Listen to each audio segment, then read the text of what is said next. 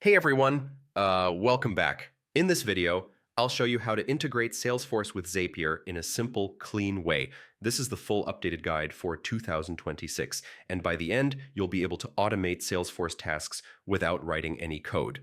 So yeah, let's jump right in. First, open your browser and sign in to your Zapier account. If you don't have one yet, you can create a free account in just a minute or two. Once you're logged in, click on the option to create a new Zap. A Zap is basically an automation that connects one app to another. Now search for Salesforce and select it as your trigger app. This means Salesforce is where the automation starts, like when a new lead is created or a record is updated. At this point, Zapier will ask you to connect your Salesforce account.